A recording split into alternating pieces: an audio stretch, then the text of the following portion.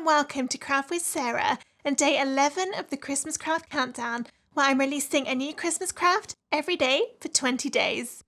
To sign up, if you haven't already, head to craftwithsarah.com/Christmas 2021. Today's project is one I have been dreaming about all year. So you'll probably remember last year that arabesque tiles were a huge trend in the Cricut community. So they are shaped ceramic tiles that were purchased from Home Depot shops and then decorated with vinyl and used as Christmas decorations. I really wanted to make those last year, but being in the UK, I couldn't find any tiles that I could use that were the same shape. And also, when I was thinking about it, I thought a ceramic tile on a tree with my crazy little dogs is not the most ideal idea. Ideal idea? We'll go with that. I could just imagine them running into the tree as they often do, and those ornaments just coming off and shattering, especially as they'd be really heavy. And also, I did see quite a few posts in Facebook groups and online of just how to even add hangers to the back of these ceramic ornaments. So I thought, this year, what can I do so that I can have those arabesque shapes on my Christmas tree, but without any of the hassle of those ceramic shapes? And I got it. Make them from cardstock. So that's exactly what we're going to be doing in this video. Creating these ornaments from cardstock has several positives over doing it with the tiles. Firstly, you don't need to buy the tiles, so that's a good thing. And then secondly, they're much lighter, so they're not going to pull on the branches of your tree. Thirdly, I have built a little hanging section directly into the design, so you can just thread ribbon through and go. And finally, there's no more worrying about how to make the backs of those ornaments all pretty, because we're going to double side our ornaments, so no matter which way it hangs on the tree, it will always be beautiful. So let's find out how to make them. First, you need to download the cutting file to make this project. If you aren't already signed up to the Christmas Craft Countdown, go to craftwithsarah.com/Christmas 2021 to join. If you have already purchased the countdown, go to craftwithsarah.com/login to log in to your account and access all of the Christmas Craft Countdown files. Once logged in, click into the Christmas Craft Countdown. Scroll down the page and all the files will become available on the date specified. The files do not expire, so you can download them at any time. The files for this project are under the Day 11 heading. After downloading the cutting files, you'll need to unzip the folder that they come in. If you aren't sure how to do that, check the link in the description of this video, which contains instructions on how to unzip folders on Windows computers, Macs, and Android and iPhone devices. Once you've downloaded the files and then unzip the folder, it's time to get them into Cricut Design Space. So open up Design Space and start a new file, and then go into Upload, and then Upload Image. You can then either click Browse to find the files on your computer or drag and drop them in. You need to upload the files which start SVG in the file name. There are 3 different SVG files included in this download for the Christmas Craft Countdown, and that's for 3 different designs of the faux arabesque tiles. I'm going to use the bells design for this project, so I'll drag and drop that in. And this is what it should look like, with all of the layers one on top of the other. If yours looks different and you can see all the layers completely separate from each other, that means you've uploaded the wrong file type. So click Cancel down on the bottom right, and then try again and upload the one which starts SVG. When yours looks like mine does here, go ahead and click Upload. And then it will show in your recent upload, so you can click on it and then press Add to Canvas, and here it is. By default, these load in fairly large, so you'll probably want to make it smaller. I cut my ornaments out at 3.25 inches tall. To change the height, make sure the padlock icon is closed above the width and the height boxes. If it's open, then you can just click it to close it. And then in the height box, type in 3.25 and then press Enter on your keyboard, and then the width and the height will change in proportion. If you just want to make a single-sided ornament, then this is ready to cut out. But I decided to make mine double-sided so that if they turn around on the tree, they look beautiful from both sides. To do that, we need to make a copy of it, so I'll click on it and then press duplicate over on the top of the layers panel. And there we go, that's all there is to it in Design Space. This is now ready to click Make It on the top right and cut everything out from cardstock. Here are my 2 bell pieces cut out and ready to stick together. So each part has 4 layers. There we are, and they'll both be put together in the same way. I'll start with the white layer, and this is going to be stuck on with foam pads. So I've turned it upside down, and then I'll add my foam to the back. These foam pads are from a brand called Dot and Dab, which is my favourite one to use, but it doesn't really matter. You can use whatever ones you want.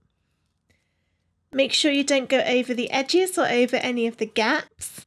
And you do want to make sure you put a good amount of foam pads on there so it will give you a really firm stick and you won't get any card sagging. If you left big empty spaces with no foam, you'll probably find the card will dip down and then it just won't quite look as good. So, line that up and then drop it down gently so that if you're not happy with how you've stuck it, you can pick it back up again and try again, but I am happy with that. Next is the little filled in bells, and this is going to be glued. My favourite glue to use for paper craft projects is called Corelle. It works really well and it doesn't bend or wrinkle the card like some other glues can do. And then I put it into these little needle tip bottles which have a thin nozzle on them, which is going to make it really easy to get the glue in all of these intricate little patterns. So some glue on the back of there. And then turn it round and stick on. And then this one will be glued on too, because there's no way I could cut foam small enough to fit in there. If you want a challenge and you want to add foam pads to this bit, then by all means, be my guest. But it's so thin, I think glue is just going to work so much better and take much less time. I want this to have a really good stick on it, so I'm going around as many of the little places as I can. And this is where these needle tip bottles become really helpful, because you can put out the tiniest amount of glue and fill in those swirls. And then turn it over and stick it down. A bit of string from my glue there. And then we just need to repeat exactly the same thing on the other side. I won't make you watch that again, so I'll just pause the video and then magically make this one and then we'll come back to it. These are now all nicely drying with the glue, and then to make a double-sided ornament we're going to glue them or foam them back to back. If you prefer a slightly thinner ornament then you can glue them, but I love the dimensions, so I'm going to foam my pieces. Just like before, we want to make sure we've got a good amount on here because this has got to stick all these layers together, and of course it will be hung on the tree, so we've got gravity fighting against us, so we just need to make sure that they're going to stick together really well. And I really like making them double-sided because it just means if they move about a bit on the tree, you can still see the pattern. So line that up, make sure your little holes line up. And there we go, that is our ornament all done. The only thing left is to stick some ribbon through the top and tie a little loop. Now included in the Christmas Craft Countdown are 2 other designs. So you have a Christmas tree and some holly. Oh, that's upside down. So here they are, all lovely and matching, and I just need to thread my ribbon through. But if you want to make even more of these faux arabesque ornaments, then check out Craft Clubhouse, my members only area, because I've put 5 more additional designs in there. And those additional designs are a reindeer, another Christmas tree, a candy cane, Santa, let's just move these so you can actually see, and then a little gingerbread man. So the top 3, these are all included with the Christmas Craft Countdown, and then these ones are included in Craft Clubhouse. And I'll put links to all of that in the description of this video so you can go and check them out if you want to grab the ones that you may not already have. But for now, let's get some ribbon on the one with the bells. I have a box of random pieces of ribbon, so I'll try and find something in here. My decoration is yellow and bright blue, so I'll try and find something that matches. Maybe this one. Oh, actually, that's quite a good length. I am horrendous at anything involving ribbons, so you'll probably watch this and cringe, but I'm just going to thread it through, and then you could either tie a bow and then cut off the ends, and that would actually work really well. Or you could tie it into a knot if you don't want to tie a bow. So, I'm trying to work out how much I'll actually need to hang it on the tree. I think that's probably about right, just a nice little loop. And then I'm going to knot it so it doesn't come apart. There we go, nice and tight. And attempt to tie a bow. This will probably be horrendous. Actually, I probably could have done with a bit more ribbon on there. That looks a bit of a mess. Anyway, you get the general idea. Just make it look a bit prettier than mine does.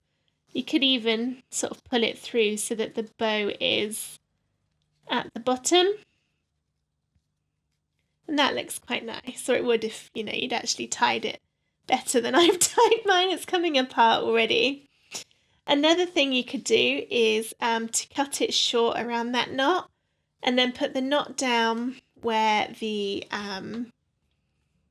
base is. And in fact, I'll do that to show you. So kind of cut it shorter around the knot.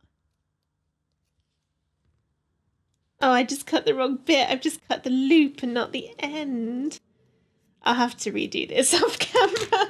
So then that could either go at the top or you could put it down so it's a little bit hidden. And then you could get a pre-made bow, which will be all beautiful all by itself. And just stick that on with some glue. Maybe a glue gun might be needed. So there are lots of different ways to do it to add your ribbon. You could add twine or anything else. I'm going to redo this before I take pictures of this project because I have proper messed that up. But there you go. That is generally how you would make the faux arabesque ornaments.